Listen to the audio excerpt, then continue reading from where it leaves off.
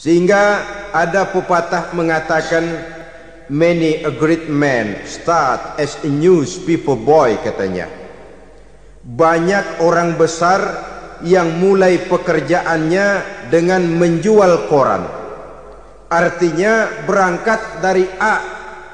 Banyak pengusaha mobil yang memulai pekerjaannya dari tukang cuci mobil, tapi lalu bertahap dan tegar menghadapi kenyataan, sehingga proses demi proses dia hadapi dengan tegar, dengan tabah, dengan sabar, dengan ulet, sampai kepada membuahkan hasil.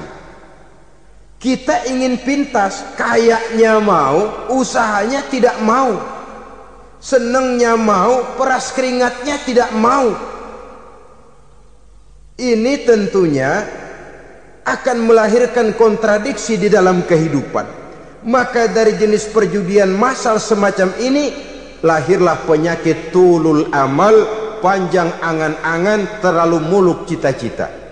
Bayangkan saja kalau ini terjadi secara massal, menimpa nasib rakyat kita di pedesaan yang jauh dari keramaian.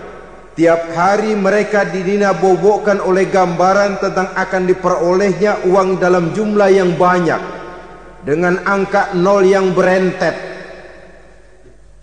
Tiap hari mereka melihat angka-angka itu. Mereka lambat laun akan terseret dalam arus tulul amal ini. Panjang angan-angan, muluk cita-cita, hanya dengan mengandalkan meja perjudian. Akibatnya timbul penyakit yang kedua, yang ketiga, yaitu malas berusaha.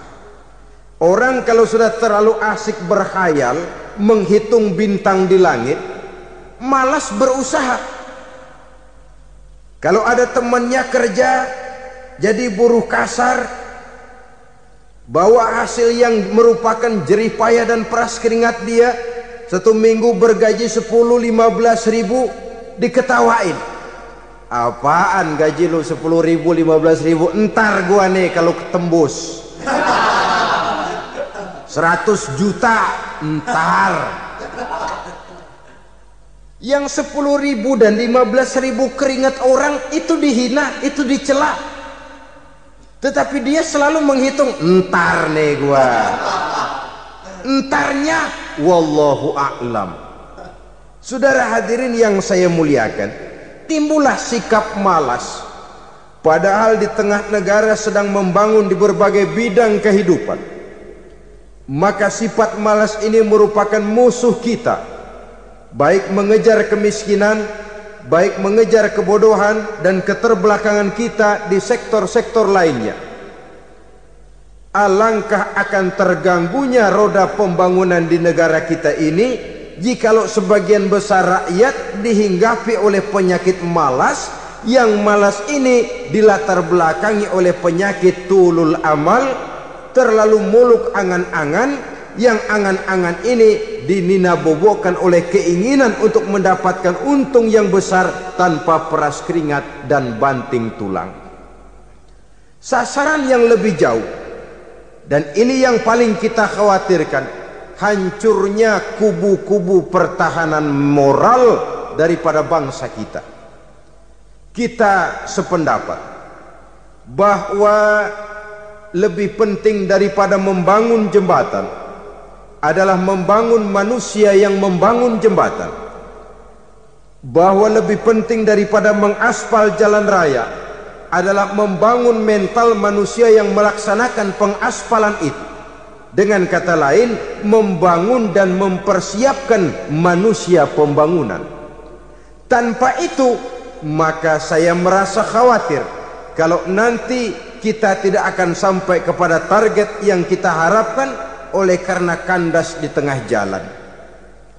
Saudara-saudara kaum muslimin rahimakumullah, Islam sebagai agama yang mengajarkan manusia untuk berusaha dan mengeluarkan segala kemampuan untuk melaksanakan segala usahanya itu, sangat membenci sifat malas, sangat membenci sifat tulul amal atau panjang angan-angan, Dan oleh karena judi melahirkan dua sifat itu, Islam sangat menganjurkan pengikutnya untuk menjauhi segala macam jenis perjudian, baik yang terang-terangan maupun yang dilakukan secara samar-samar, tidak ketara, judi canggih sesuai dengan canggihnya teknologi daripada manusia itu sendiri.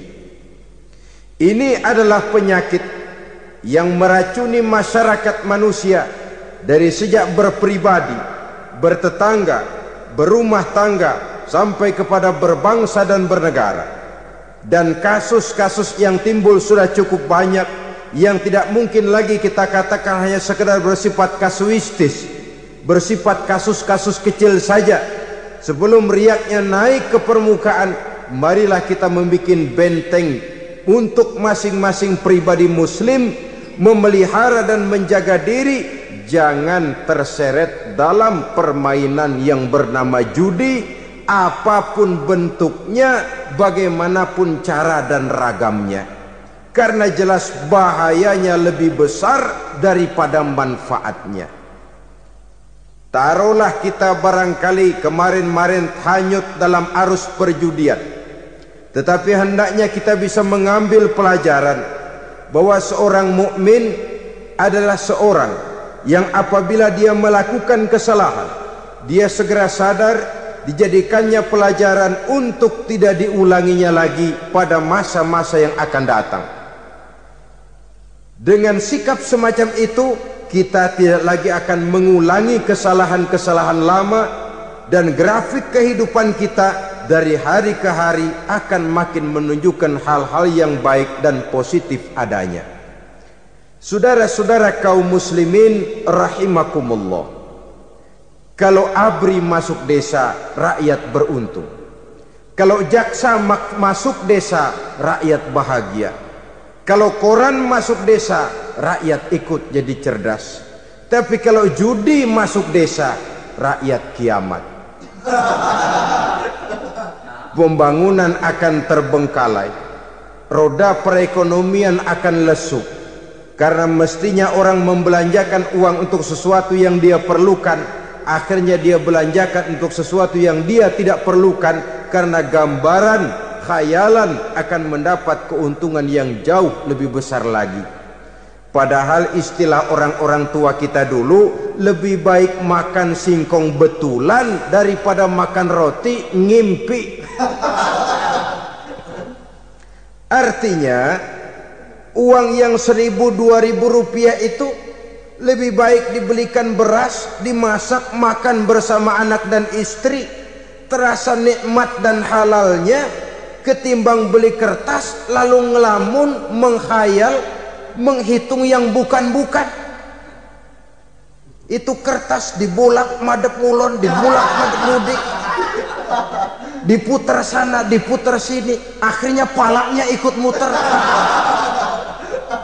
Kira-kira apa yang cocok? Masih belum puas, kertas dilihat, orang gila ditanyain. Sudah tahu waras, orang gila yang ditanya. Masih belum puas, nanya orang gila, tidur di kuburan. Allahu Akbar. Padahal di rumahnya tempat tidurnya empuk, anget, nggak ada nyamuk. Kuburan, tidur di kuburan.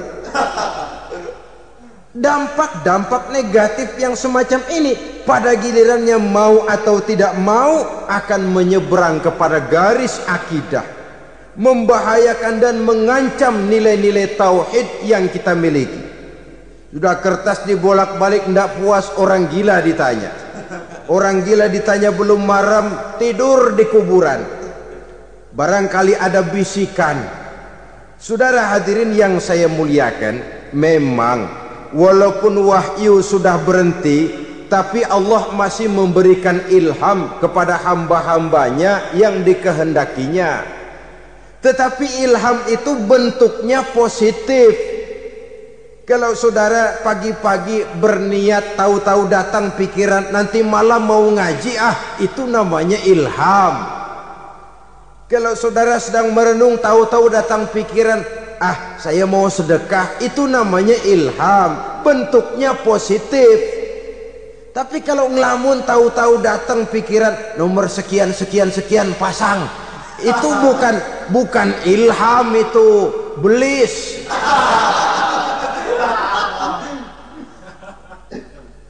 Saudara hadirin yang saya muliakan, tidak puas tidur di kuburan, cari yang lebih paten lagi, dukun ditanya.